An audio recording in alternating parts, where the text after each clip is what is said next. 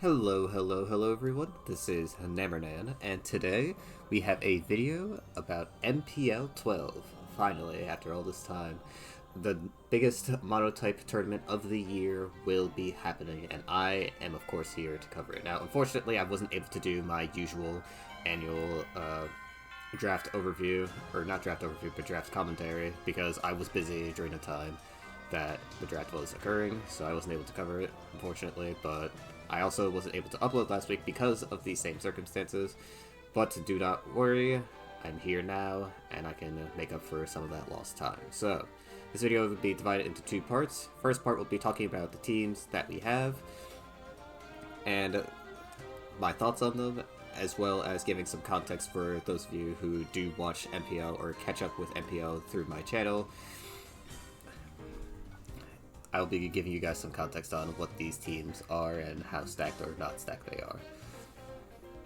But yes, this is a monotype tournament that is going to be 9 weeks long and will feature mainly monotype metagames.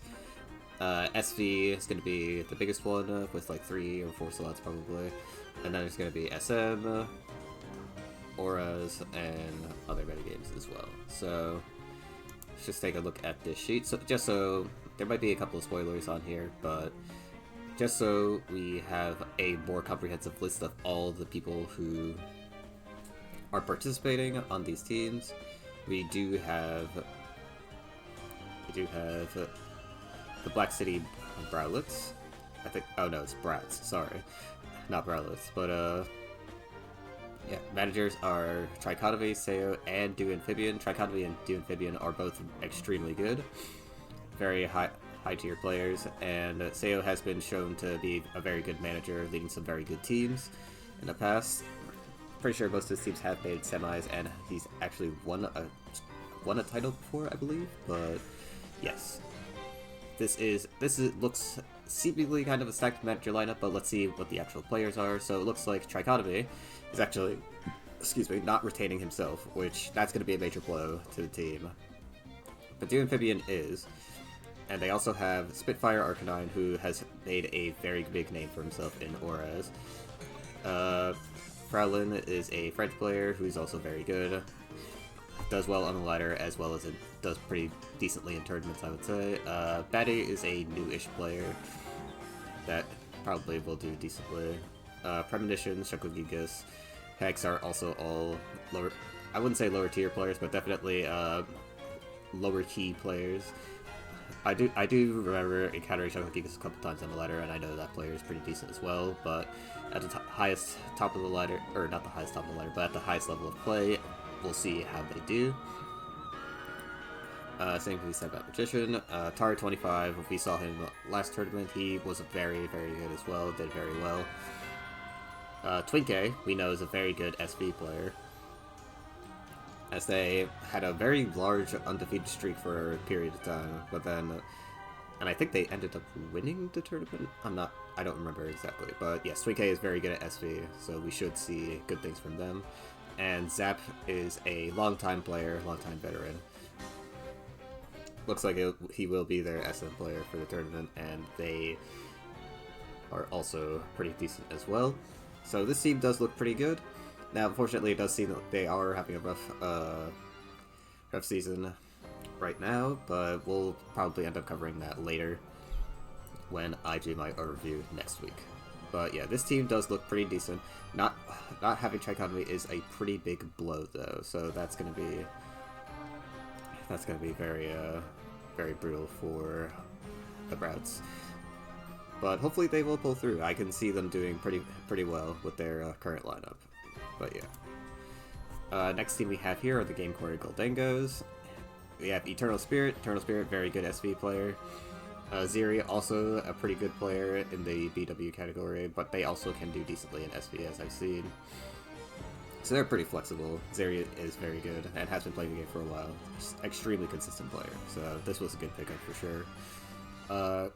Quilly is a newer player, so I don't know a ton about them, but they are apparently going to be one of their SV players, so we'll see how they do. Clean is a player I've encountered before, and they are also very decent. And they also were in MWP and did okay. So we got that. Etern, Logis, Stario I think I've encountered before, and I know they're pretty decent. Aaron is also a newish player that I haven't seen before. Pixel Bob I have seen before though, and I know that they're pretty decent. I'm surprised they're going into Auras though. And Sunny Boy Zero is also a newish player I don't know a ton about. And then we got Losco. I'm not pronouncing his entire name, but Losco we do know is an MWP player, and they did pretty well in their matches. So yeah, this team definitely, I would say, and the managers will be Jackem, Iza, and Style.css. So Iza not playing seems weird, but maybe he's just retired. I'm not sure for sure. But yeah, Jackem and Style.css do have a lot of managerial experience. And this team does look like it'll do pretty decently as well. But I'm waiting to see the other teams, because I think the Brouts do look better than this one, but Eternal Spirit and Ziri are some very good pickups to have, as Eternal Spirit just has a lot of knowledge about the metagame, and Ziri is extremely flexible. So if their newer player pickups end up performing really well, we could see this team performing some very good upsets. So yeah, keep an eye on these guys for sure. But I do think on paper the Brouts have more of a edge on these guys when it comes to players. Alright, next we have the Miloetas. We got Toto leading the charge, and managers are Cielo and Galbel 3C. I've not heard of Galbel before, but I do know Cielo. He's a French player. Pretty good at the game as well. I haven't seen them manage before though, this is very new for me. But yeah. So we got Toto, Cielo, Masco, Gorix, Kev, Donbits, and those are most of the players that I do know, and they're all very good in their respective metagames. Definitely a lot of unfamiliar players here though, like No Name 6293. I've not heard of that player before, but if they got picked, there's a very, very good chance, because there's a lot of tryouts that happen in MPL. Every MPL, there's always a bunch of tryouts. And there definitely is a good chance that they have some potential that they saw. So, and it looks like Galbel was held over, so maybe they're a former BW player. Can't say I'm too familiar, because I'm only familiar with a lot of the SV folk or the SS and SM folks. So yeah, maybe it's someone that I actually do know that got renamed a while ago. But yes, the price does seem like they are very confident in their ability to perform. So hopefully these guys do well, and it looks like they are doing well in their current matchup against the Brouts. So if they keep up the momentum that they have right now, I think this team may be very good, especially since they have Silo and Toto, who I know are two very good teammates and will help out their slots when they can. So, love to see how these guys do in tournament. I would say on paper that they would be not as good as the Brouts, but as you can see, the Brouts are currently getting beat by them, so maybe they have some stuff cooking under the hood that we're just unaware of. But yeah, next up we have the Nessagoza Mega Souls, who are managed by Wincon, Ria Vidal, and Volar Chiops. Now, Ria Vidal and Wincon are a surprising pairing, considering I believe Ria Vidal does not approve of all of Wincon's crazy ideas, but I do think that they will, if they manage to work well together, they can lead a very good team. And the lineup they have right now looks pretty decent. They have Azek, Fusion, Meta, who I believe is Meta 7 from the past, Rio Vidal retained himself, LBN, Terrors, Greeting TG, Civica, Vodum, Shaul, Jolly Togekiss, and Mr. McLovin. All these players I have a very good idea about. Fusion is a pretty good pickup for SV. Azek is also a really good pickup for whatever metagame he's playing. Meta is also very good at BW and has performed pretty well in the past. Rivedal also did perform very well in NWP as well. So excited to see what they bring to the table this time around. And then LBN and Terrors are also longtime players. Vadum, also a longtime player. And Shaol is a SV player. Actually, one of the leaders of the, what was it? The Rising Sets, actually. So they should be familiar with team build, doing some creative team building. And they'll probably be helpful as a support slot as well. So we'll see how that goes. I would say they're probably... If I had to guess how they would perform, they'll probably be... With Rivedal's managing, I'd say they'd probably be top 3, at the very least. Top 4 or top 3. Very easily, because Rivedal and Lincoln are familiar with the players that they have. There's not a ton of new guys, so most of these guys are seasoned mono-type players.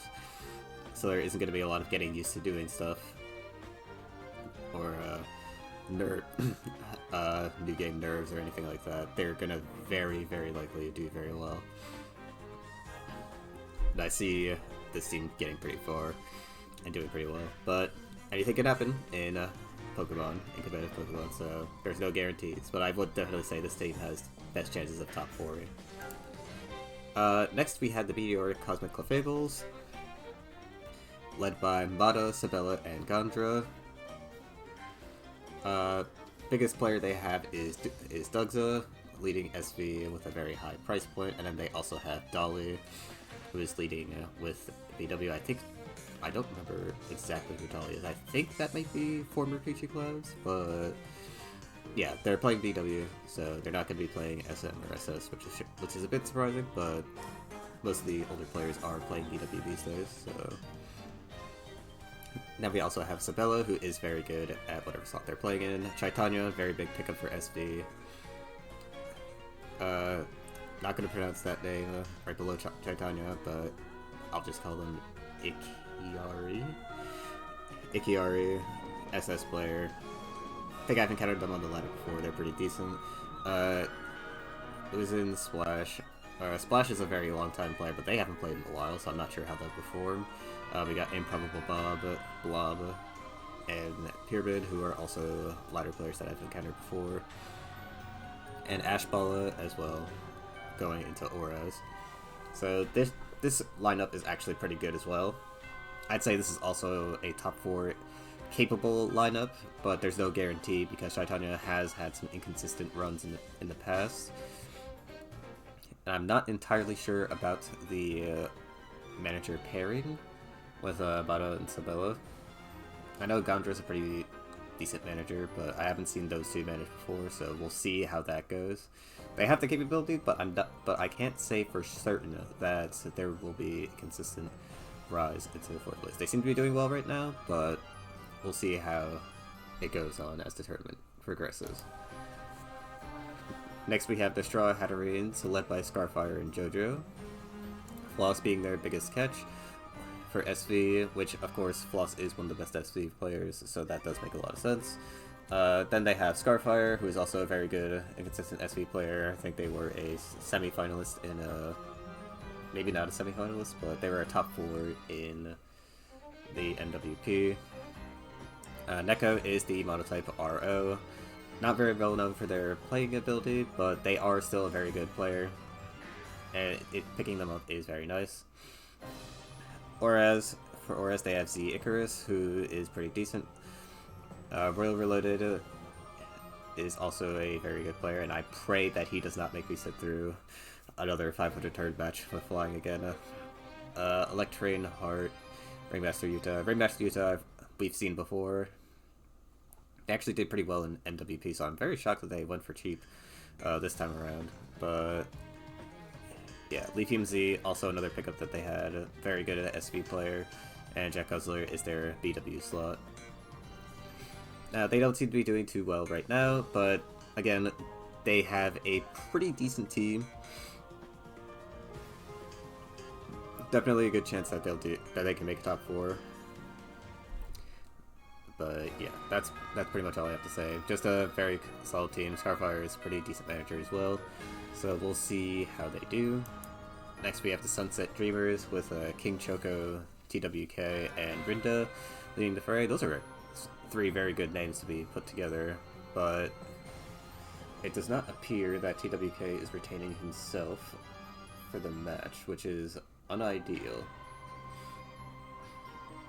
considering that TWK is probably one of their best players. But yeah. Instead, it seems like they have Tekrai, Maki, Kither, Adjustments, and Memphis to pay as they're leading the lineup, and then they also have Arifine for SV as well. A lot of these other names, besides Booth, I don't really know that well, so I can't really speak much on them. But Booth is a longtime tournament player. Not really monotype player, but they have played a lot of monotype tournaments in the past, and they are capable of doing well in this format, so definitely a good pickup for 5k, I would say. But yeah, this team definitely has... This team is probably the most inconsistent team I could think of, just because of the amount of new faces I see. But that's mainly just me not knowing the new faces that well. Maybe Silent Waltz or Cow are very good players, and I'm just unaware of how good they are. But yeah, because of the unfamiliarity, I can't really say a ton about this team. So let's just hope that they do very well, because they do have a very good strong manager pairing, and maybe TWK can lead whoever ends up playing Auras to great success. But yeah, we'll see how they do. And then lastly, we have the Trick House Tricos, led by Crash and Arkansas. Ethereal Sword leading their cost, as they are going to be 18.5k for their SV. Then they got Shiba. Crash retained himself, as well as Arkansas retaining himself. Hammy is a good pickup as well. Fentropy, very good ladder player and commonly seen around in Mono Room. I believe he's probably going to be playing SV, but he could play other metagames as well. Then they got Benadryl, Captain Kraken, who's also a good player as well. Matt and Mello, someone I encounter on the ladder very regularly. And they are very good as well. Then they have Thanos, okay, and Q1313, who is a very good Old Jets player. And they also have Pink Garrison, who plays a lot of SV and maybe some SS as well. So this team pairing does look pretty good as well. Especially with Crashy's manager. Crashy recently hitting top 4 in MPL, which granted it's an OM tour, but Crashy just is very good at managing. He's very good at picking good teams and also managing those teams to success. I've seen it myself, so I believe this team is definitely very, very likely going to get top 4. But yeah, looking at these teams, it seems the talent is pretty evenly spread out, I would say. Definitely a lot of good top 4 capable teams. It doesn't seem like there's any particular team besides Sunset Dreamers that I don't know too much about, so I can't really say much on them. But it seems like every team does have a relatively equal chance at winning. There's no really super stacked teams, I would say. I'd say every player or every team has like a very good chance at hitting top 4. Maybe not equally. Some teams have a bigger chance than others, but I think every team is definitely capable of hitting top 4. There's no guaranteed like team that's going to be like at the bottom of the ladder every single time and losing every game. That'll be very unlikely. Every game will probably be hard fought or at least like close. But yeah, this is going to be a very exciting MPL to watch because the talent we have is incredible. And SV in particular looks like it's going to be very, very intense this time around. So yeah, with that out of the way, now we can talk about the metagame overview. So with that being said, a couple of individual tournaments have occurred since we last did this tournament, or before MPL started, sorry. But yeah, the last couple of tournaments were XII Cup, and we also had Winter Seasonals, which are beginning to conclude now. And I grabbed a couple of games from those tournaments to give you an idea of what we might be getting into as we head into this MPL season, because remember, I'm only covering SV, since that is the only meta game I currently have a decent understanding of. I don't understand what's going on currently in SS or SM, and it would be way too much to try and get myself involved in those tiers again, especially since I can't really ladder in them effectively to learn what's good and what isn't. So with that being said, let's get into some games of SV that have been played recently. So, first one we have is a match between Trichotomy and Yedla. I believe this one was in the SV Cup semi-finals. So Yedla and Trichotomy are both bringing Dragon, with Yedla opting for a... what's this? Noivern over a Latias. And Trichotomy is opting for a more standard team, but this time operating with Hydreigon. Hydreigon is a mod that I've been seeing a lot of recently, so we might be seeing Hydreigon Dragon and Hydreigon Dark a lot in the SV slot in this tournament, since there seems to be a lot of people liking this mod recently.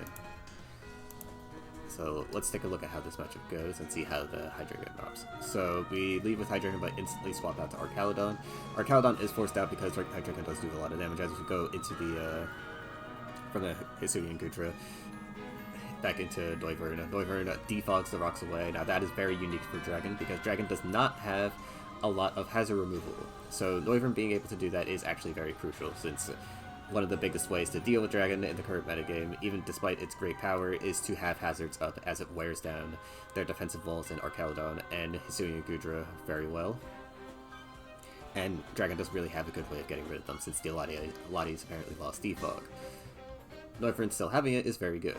But yeah, as you can see, Draco Meteor does miss on Archaludon again, as the rocks do come back up. Latias comes out, and thankfully Yedla is able to get the defog off to remove the rocks. Gudra comes in to take the Draco Meteor, as Latias does a surprisingly decent amount of damage to Gudra there with the Draco Meteor.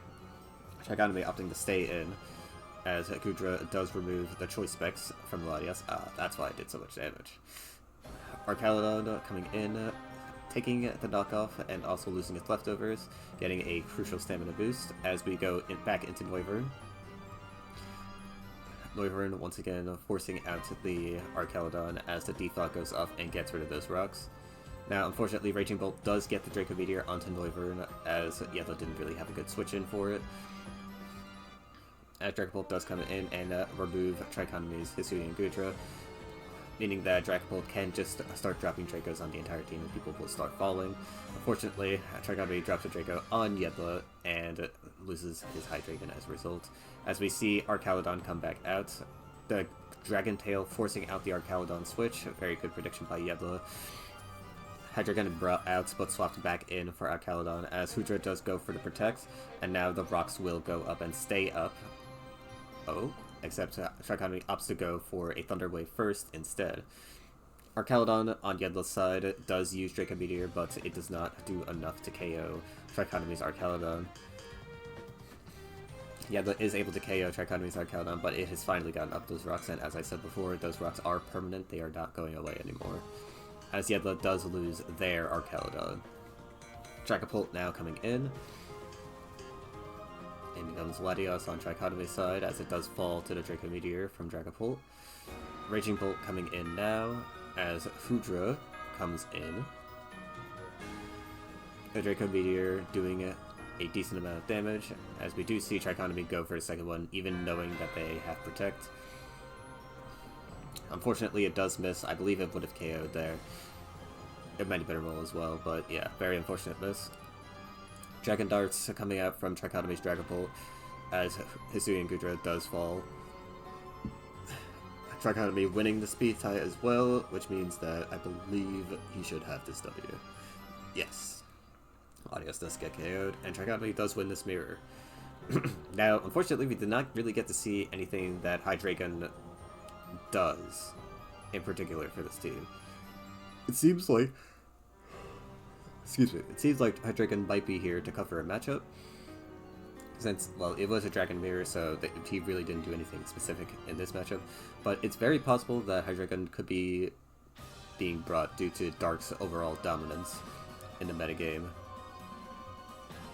And it may just be unique in its ability to maybe handle Hisui and Samurott, who we've seen is like a very omnipresent mon in the metagame. Or it can be brought just as a generally good Ghost and Dark resist, since Dragon teams do typically need something to deal with that. Typically Hisui and Gudra is good at dealing with those types of attacks, but maybe they just want something that puts a little more pressure on those Ghost matchups and Dark matchups as well. So that could perhaps be why Hydreigon is being brought. I'm not sure for sure. But yeah, well played by Trigon in this match. Second match here, we have a flying team. I pray this doesn't take forever. But Yedla with the Moltres flying is up against Trichotomy with his steel team.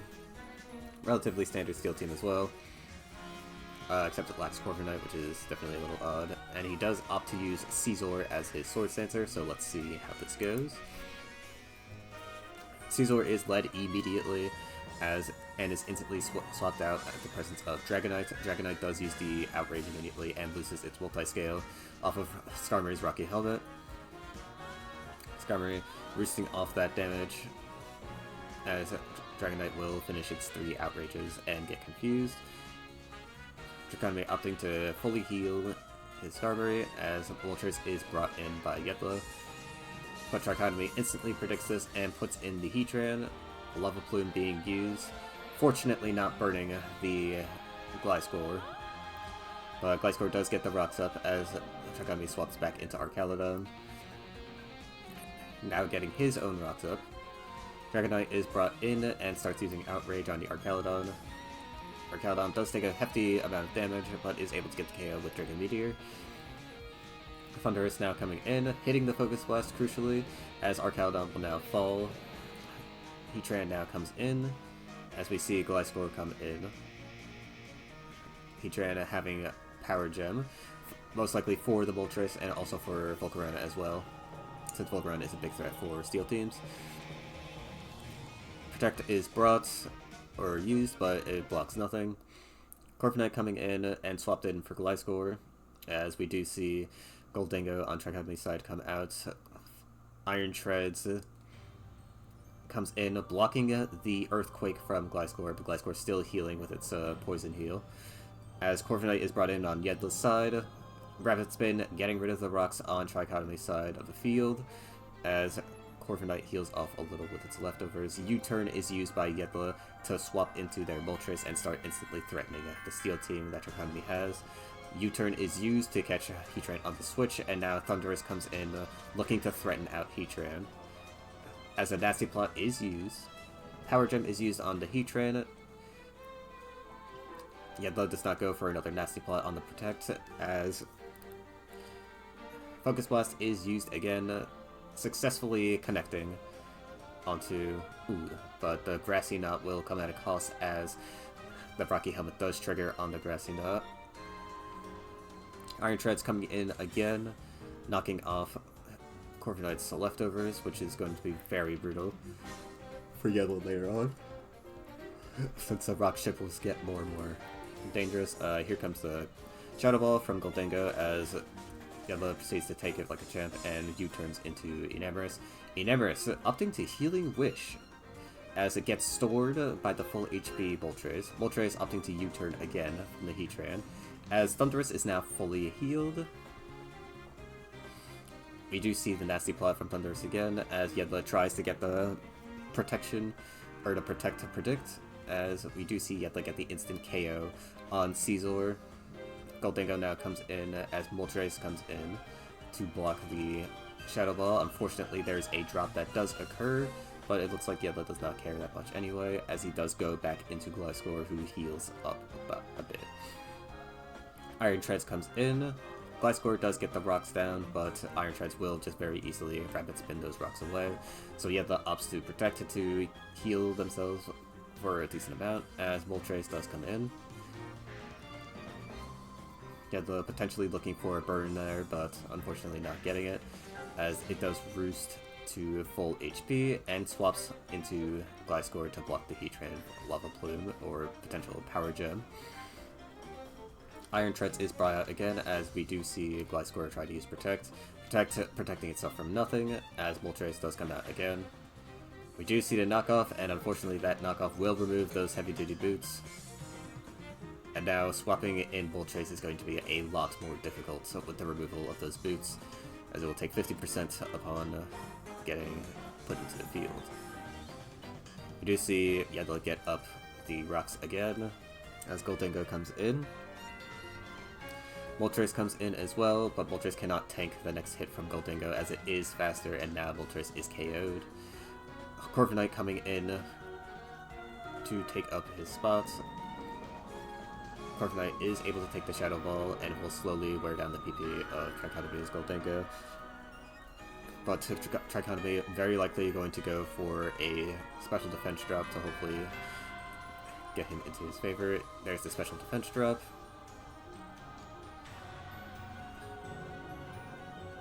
Roost is still being used by Yedla, but he can't use it forever. He's got 4 uses left. Trichotomy unfortunately not getting another special defense drop, as Corviknight is still taking those Shadow Balls like a champ. But he does need to be careful of potential crits. Yedla is now has only 1 Roost, but Trichotomy has 3 Shadow Ball uses left.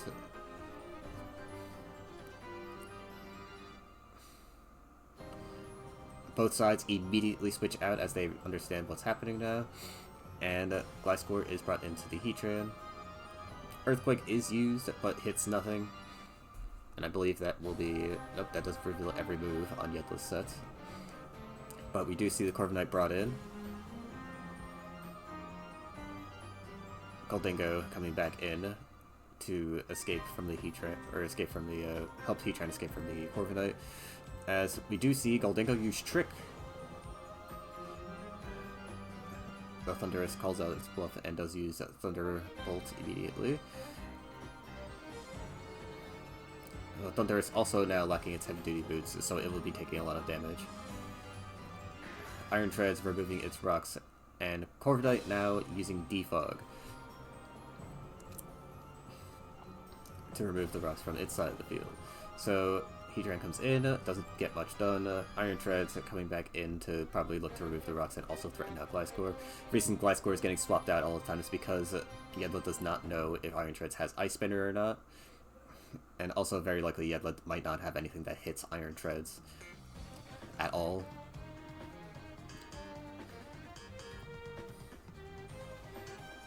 Otherwise they probably would have attempted to break the balloon by now. Yedla swaps out of that situation again, as Iron Treads does use Rapid Spin again. Heatran comes in, Corviknight uses the U-turn, going into Gliscor. Protect is used on Trichotomy's side, as the rocks do land. Earthquake is used, but to no avail, as Iron Treads is able to take it. Rapid Spin is used. Yedla still opting to go into Corviknight, as Iron Treads... Yeah, it looks like this is going to be a very big war of attrition.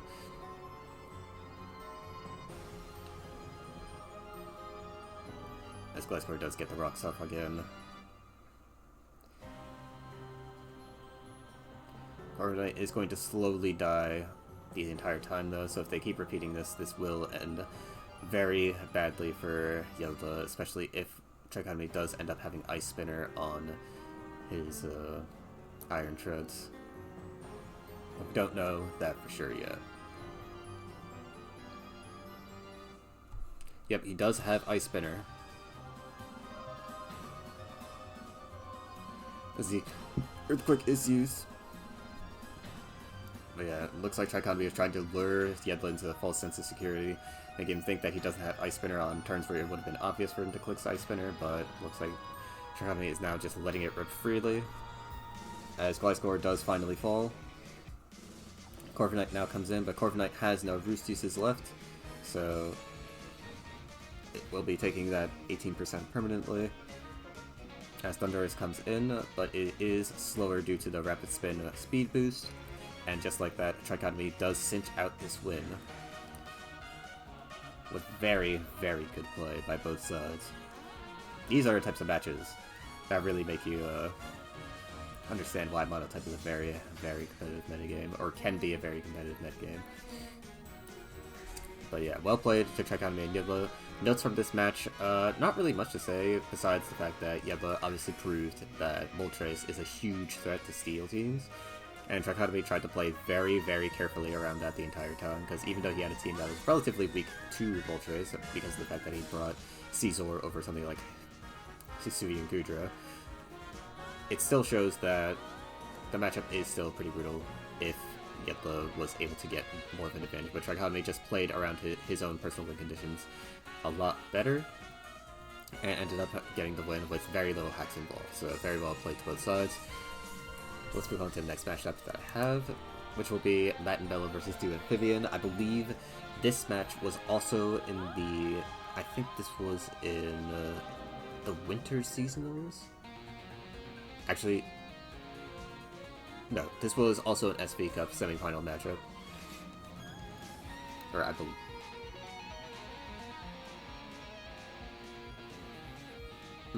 I actually don't remember where this matchup is from. I think it's from SV Cup. But yeah, regardless, these two are playing with a Dragon Mirror again. And as you can see, clearly some things are not changing. Dragon is still a fairly popular type to bring, but also clearly, Hydreigon is brought on both sides together. Interesting. So, let's see what happens here. So, Dragapult is led, immediately swapped out, but yeah, this is going to be another Sackfest game, much like the previous one we saw with Yedla and Trichotomy. But yeah, Matt and Mello using both Draco Meteors. Here comes the Hydreigon. Hydreigon does opt to use Draco Meteor, getting through half of Gudra's life bar. As we do see the Dragon Tail come out from Matt and Mello. Do Amphibian's Arcalodon being very low is very bad for him, though, as Matt Mello fully calls out Do Amphibian and actually gets the attack raises, but looking at Do Amphibian's comp, I think it's very obvious that it's physical Dragapult. As we do see the rocks come out, Raging Bolt uses its Draco Meteor to try and get some damage off. Unable to get the KO, and does end up losing its item as a result of the Heavy Duty Boots, unfortunately, being dropped.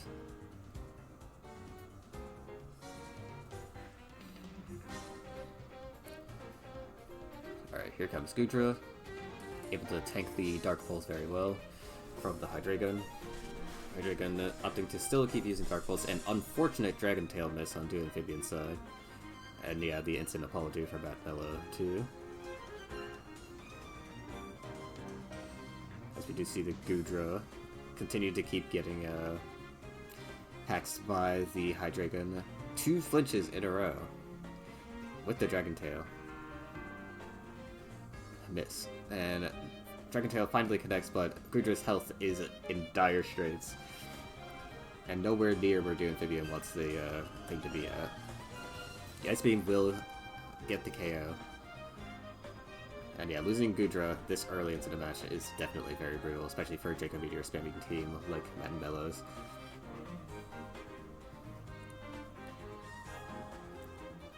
But yeah, his Raging Bolt is able to get a KO on Matt and Mello's Hisui and Gudra, so now both Hisui and Gudras are gone, with Do Amphibian's Arcalodon also being gone. So now there's no good way to swap into Dragon attacks on Do Amphibian's side, as we do see the U-turn on Do Amphibian to bring in his Raging Bolt into the Arcalodon on that Mellow 2 side. Hydreigon is brought in, but it will get KO'd by the Raging Bolt Draco Meteor, as Latios comes in and slams Draco Meteor onto Do Amphibian's Raging Bolt. Raging Bolt will fall, and Dragapult will be brought in on Do Amphibian's side. Dragapult taking the 12% from rocks, but is U-turning every time to try and get some pressure on Matt and Mello's team. as Mandela will opt for the Draco Meteor sack of Raging Bolt into Dune Amphibian's Hydreigon. Latios will come out again, except opting for Ice Beam instead of using Draco Meteor. Here comes Latios. Latios opting to get the KO onto Latios with its own Draco Meteor.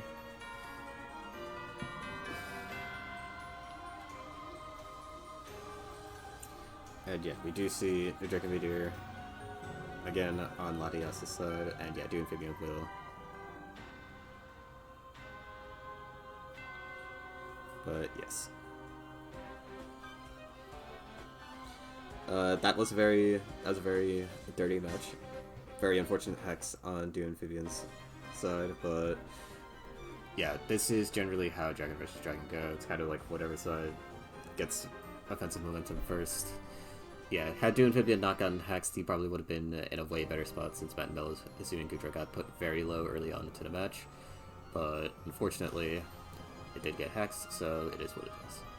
But yeah, once again, it seems like Hydreigon is just typically running either Specs or something else, and just spamming Draco Meteor and Dark Pulse.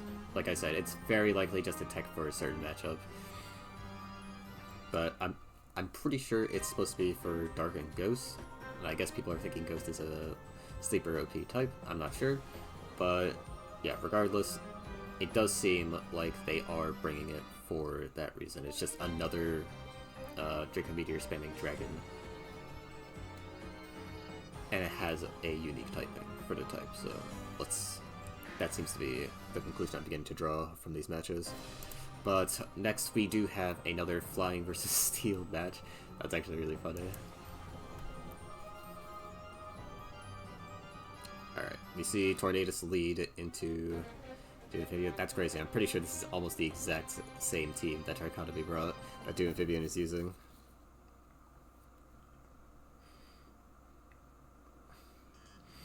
But yes,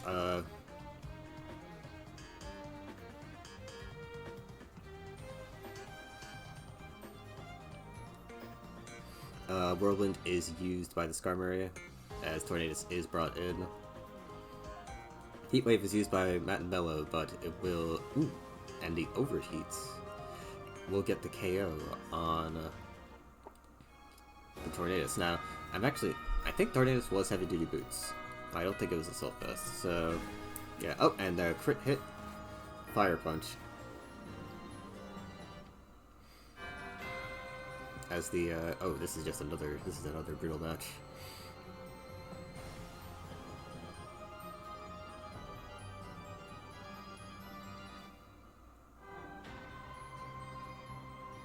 Alright, and Amorous opting to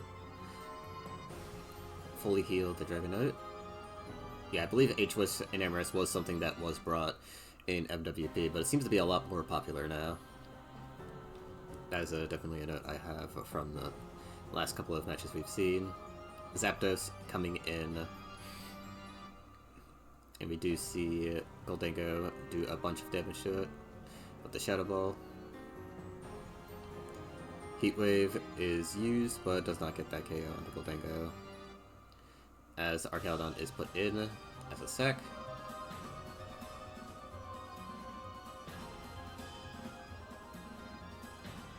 Corviknight comes in and takes the knockoff, as we see Gholdengo come in to block the potential defog as Matt and Mel predicts it, and goes U-turn into Gliscor. Iron Treads comes back in to quote-unquote wall the Gliscor, but Gliscor does have knockoff. Dune Amphibian does have a chance to threaten with Ice Spinner though, and the Ice Spinner does come out. Now we know that this doesn't kill from full, so Gliscor will survive. Does not get the KO into Iron Treads, but it is still threatened out, and it will... Matt Miller will have to choose which Mon he wants to sack here. Will it be Gliscor? Will it be Corviknight? It will be Zapdos. So Zapdos will get KO'd. Zapdos having pressure, so there's no chance of static.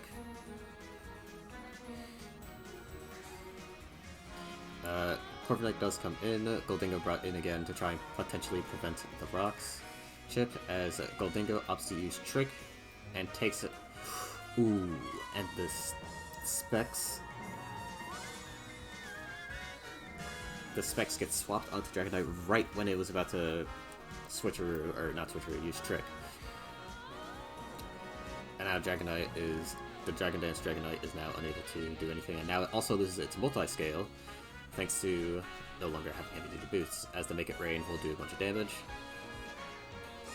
Heatran will come in, but Heatran will get KO'd by the Earthquake, but it does not matter, since Iron Treads will outspeed and KO with Ice Spinner, and Gliscor is not an HP where it can survive another Ice Spinner, so that will be that for this match.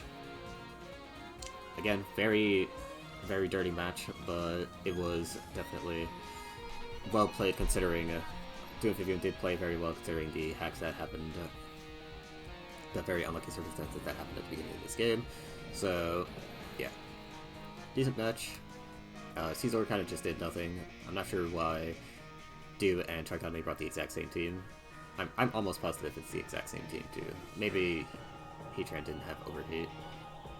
Actually, okay, maybe it's not the exact same team. I think the Heatran might be different, but yeah. And this one, okay, yeah, the Archaludon set is also different. But, yeah. Seems like maybe this team composition on Steel might be becoming meta again. Not exactly sure why. Maybe it's because the Rise of Dark again, because of Caesar being pretty decent into Dark. So, we'll see. Now we have the last match of this matchup, which is now Dragon versus Flying. Alright, we see Corviknight leading to Latias, as Latias is immediately swapped out for Archaludon. Archaludon getting a free stamina boost from the U-turn. Manmello looking like he's using the same team from last time, as Tornadus does get the Nasty Plot off. Okay, so it definitely was heavy duty boots, because if this is the same team, then there's no way that Tornadus is a Solfest. The Moonblast coming in, doing a ton of damage to Archaludon. Yeah, unfortunate 50-50, that does have to happen, because an Emrys is capable of having superpower, which could KO Goodra, and the Goomy would just make it faster. So, yeah, it's a kind of an annoying 50-50 to make there. Gliscor does come in on the rocks from Archaludon, getting its Toxic Orb set up. Here comes Hydreigon. Now, finally, we get to see Hydreigon. Okay, Hydreigon had a Choice Scarf. Hydreigon opting to use Dark Pulse. But the Dark Pulse doesn't really do... Oh, Dark Pulse does get a flinch off, but it doesn't do a ton of damage to Gliscor. So, Choice Scarf on Hydreigon. I'm very likely trying to either outspeed Goldengo, the Choice Scarf Goldengo, which I see is becoming a little bit more popular now, or something else. We'll have to see as the metagame progresses, but yeah, Defog is used by the Corviknight to remove the rocks on Matt and Melo's side. Enamorous comes in, Stealth Rock is set up again, and Doompivian has to play the 50-50. He opts to go into Goodra, as Matt and Melo will go back into Gliscor. Protect is used, as I think Doompivian is not completely sure if the Enamorous is choiced or not. Matt and Melo is hiding that information relatively well. Corviknight is put in, and Hydreigon is swapped out for Archaludon on Doompivian's side again. Tornadus Therian is put in. Yeah, so Bleak Wind Storm does miss on the Latias, as the Latias now has opportunity to do something. Opts to use Ice Beam. I believe this might be Choice Specs, because that was a lot of damage. As Corviknight does get the Defog off again, Archaludon, once again being a stalwart wall, slowly healing up its HP with leftovers. As Goodra does come in again, getting its special attack lowered, but is able to take the Moonblast relatively well. Gliscor coming in to take the Heavy Slam, now forcing out the Goodra, and Latios comes in. Latios will be losing its item. Choice Specs, as predicted, comes off. Protect does get used, as the Ice Beam does get thrown into the Gliscor. But Latios can now change to whatever move it uses, so let's see if it goes for something different. Nope, it still opts to use Ice Beam. Raging Bolt does come in on the Corviknight, now putting on immense pressure on Melo, as Corviknight does not want to stay in on this.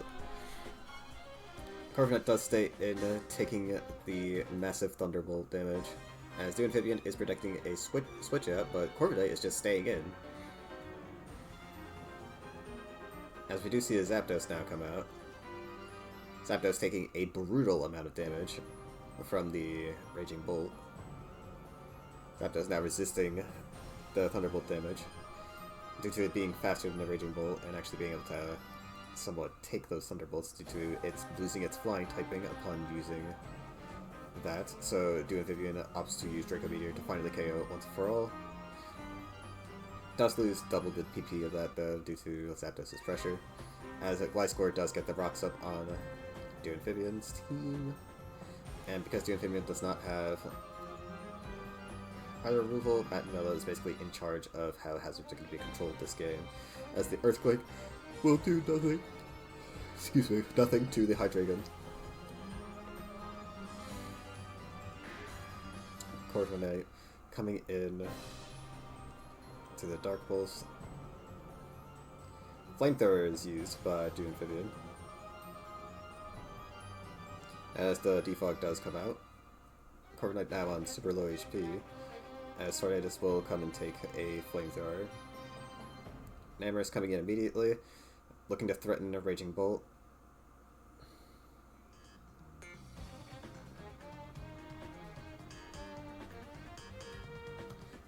Raging Bolt does get the KO on the Gliscor, as Dragonite does get the Earthquake onto Arcalon, but it does not take a ton of damage, and a Stamina boost will make sure that it does take a ton more. The Thunder Wave finally coming out onto Tornadus, as Tornadus will suffer from a Paralysis Stun. Focus Blast is used, but does not end up doing a ton of damage to the Latias, as Healing Wish is stored by the Dragapult. Corviknight coming in on that Mellow side, as Dragon Darts does come through. Arcalon now fully healed, but does take 67% from Enamorous' Moonblast, as we do see Enamorous once again come in, do a ton of damage to Hydreigon. Tornadus Therian switching into the Hisuian Goodra, as it slowly heals its HP back. Tornadus, excuse me, unable to move due to paralysis, and misses the Focus Blast. Unlucky. Second Focus Blast does hit, but unfortunately Tornadus will fall as a result. Dragonite is put in, as we see Dragapult swap in perfectly.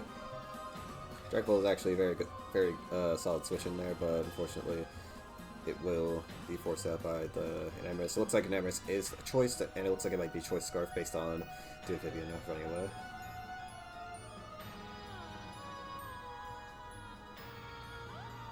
Crit hit does go through, as a knockoff goes through as well. Choice Scarf confirmed, and now also removed.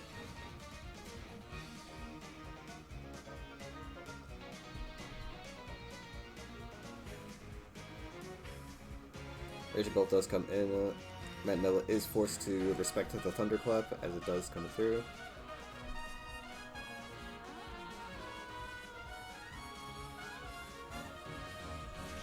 Phantom Force is used by Amphibian, as if he uses Dragon Darts, he will die, and yeah, unfortunately the Phantom Force does not do enough damage.